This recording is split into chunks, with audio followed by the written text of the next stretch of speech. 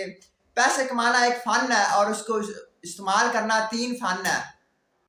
یہ ڈیپینڈ نہیں کرتا ہے کہ آپ کماتے کتنا ہے، بلکہ یہ ڈیپینڈ کرتا ہے کہ آپ بچاتے کتنا ہے اور انویسٹمنٹ کتنی کرتے ہیں۔ ہائی دوستو، السلام علیکم، welcome to my YouTube channel. میں ہوں حیدر چودھری، آپ دیکھ رہے ہیں حیدر چودھری یوٹیوب چینل۔ آج ہم بات کریں گے فائنینشیل ایجوکیشن کی۔ فائنینشیل ایجوکیشن کے لیے آپ کو مالیاتی خواندگی کے 5 اصول سمجھنے ہوں گے۔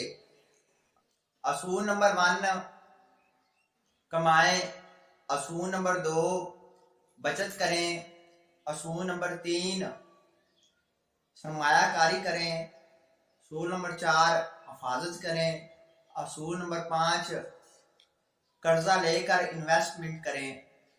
آپ کو یہ 5 اصول اپنے مالیاتی علم کو بڑھانے اور اپنے وسائل سے زیادہ فائدہ اٹھانے کے لیے قابل علم بصیرت فراہم کرتے ہیں۔ اور جب آپ مالیاتی طور پر ایجوکیٹ ہوتے ہیں تو آپ پیسوں کے ساتھ ایک سمارٹ رشتے کی بنیاد رکھتے ہیں۔ اس کے بعد آپ کو بیلنس شیٹ کو سمجھنا ہوگا۔ بیلنس شیٹ کیا ہے؟ بیلنس شیٹ کی 2 قسمیں ہیں، ایسٹس اور لائبلٹیز۔ ایسٹس وہ چیز ہے جو آپ کو پیسہ کما کر لا کر دے، اور جو لائبلٹیز ہے وہ چیز ہے جو آپ کی جیب سے پیسے خرچ کرے بلکہ آپ کی جیب سے پیسے نکالے۔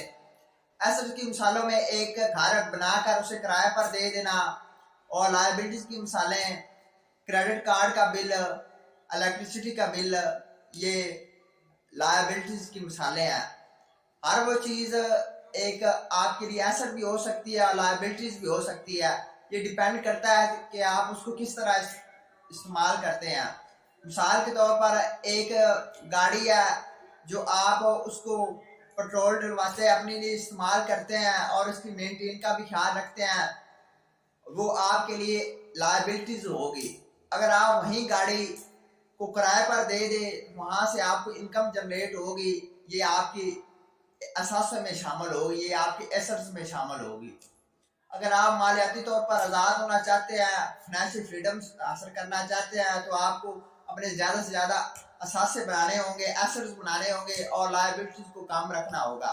یہ ڈیپینڈ نہیں کرتا ہے کہ آپ کماتے کتنا ہے، بلکہ یہ ڈیپینڈ کرتا ہے کہ آپ بچاتے کتنا ہے اور انویسٹمنٹ کتنی کرتے ہیں۔ اس کی ذات میں آپ کو ایک مثال سے دوں گا۔ 2 دوست ہیں، ایک ارمان اور دوسرا شمون۔ ارمان ہے مہینے کے 1 لاکھ روپے کماتا ہے، لیکن وہ مہینے کے آخر میں 1 لاکھ روپے خرچ کر دیتا ہے۔ اور جو شمون ہے وہ 50,000 روپے مہینے کماتا ہے اور 30,000 روپے بچاتا ہے، 20,000 روپے وہ اپنے خرچوں پر استعمال کرتا ہے۔ تو میں آپ سے پوچھوں کہ ان دونوں میں سے فائنینشلی طور پر فریڈم کون ہے، فائنینشلی طور پر کون استحکام ہے؟ تو آپ یہی کہیں گے کہ جو ہے ارمان، لیکن یہ بات غلط ہے۔ ارمان خرچ کر دیتا ہے، شمون بچاتا ہے۔ تو شمون ان میں سے زیادہ فائنینشلی طور پر آزاد ہے، کیونکہ وہ بچاتا ہے اور انویسٹمنٹ کرتا ہے۔ اس لیے آپ مالیاتی طور پر آزاد ہونا چاہتے ہیں، آزادی حاصل کرنا چاہتے ہیں، تو آپ کو اپنی انکم کو سیو کرنا ہوگا اور اس کے بعد اچھی جگہ پر انویسٹمنٹ کرنی ہوگی۔ اگر آپ سیو نہیں کرتے تو آپ کبھی بھی خوشحال نہیں بن سکیں گے، اور سیو کرنے سے زیادہ اہم یہ ہے کہ آپ اس میں انویسٹ کریں۔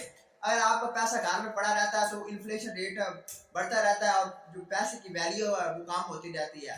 آپ اس کو گھر رکھنے کے بجائے ایک اچھی جگہ پر انویسٹمنٹ کریں تو آپ مالیاتی طور پر آزاد ہو جائیں گے۔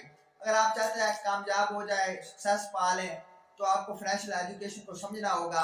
اگر جب تک آپ فائنینشیل ایجوکیشن کو نہیں سمجھیں گے تو آپ کامیاب نہیں ہو سکیں گے، کیونکہ آپ کو اپنے بجٹ مینج کرنا نہیں آئیں گے، آپ کو اپنے پیسوں کو اچھے طریقے سے مینج کرنا نہیں آئے گا۔ جب آپ پیسوں کو اچھے طریقے سے مینج کرنا سیکھ گئے تو آپ کامیاب ہو جائیں گے۔ پیسے کمانا ایک فن ہے اور اس کو استعمال کرنا 3 فن ہے۔